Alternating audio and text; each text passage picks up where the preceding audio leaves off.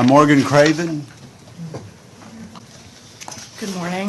My name is Morgan Craven. I'm the National Director of Policy at the Intercultural Development Research Association, and I'm testifying on the bill.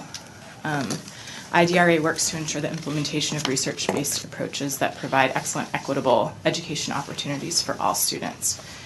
And so we think this bill is an important way to do that. Generally, being clear about the roles and duties of police officers is good for teachers, it's good for students, and it's good for officers.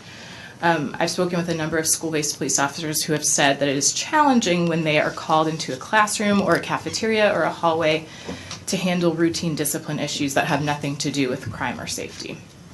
This is not only an inefficient use of resources, but more fundamentally, it can negatively impact school climate and important relationships that need to exist between students and teachers, administrators, and other professionals inside the school in order to create a safe campus.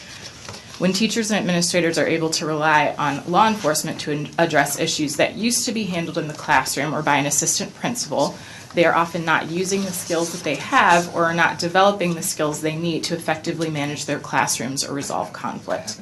They are not using research-based techniques, building relationships with students, or demonstrating how to effectively work through problems. Rather, they are saying that even relatively minor behaviors should be addressed in an extreme punitive way. For students, it can be incredibly frustrating, traumatic, embarrassing, and demoralizing to have an adult call the police in to address a relatively minor issue. And we know that these overly punitive approaches can cause students to disengage from school, possibly resulting in poor academic performance. And we know that the students who are most likely to have disproportionate contact with police, despite not being more likely to misbehave, are students of color and students with disabilities. I think it's important to emphasize that this bill is consistent with the approach of many professional organizations, including school policing organizations, which emphasize a clear and defined and limited role for police in schools.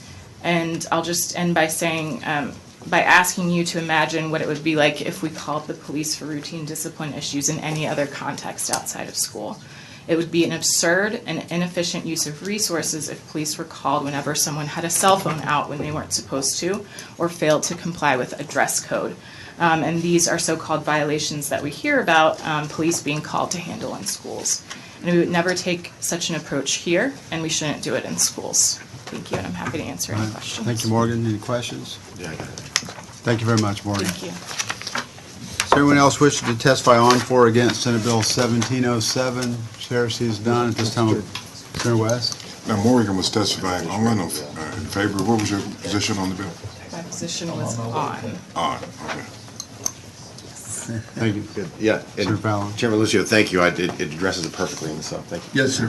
Thank you kindly. All right, this time we'll close public testimony on Senate Bill 1707, and we will leave that pending subject to call of chair.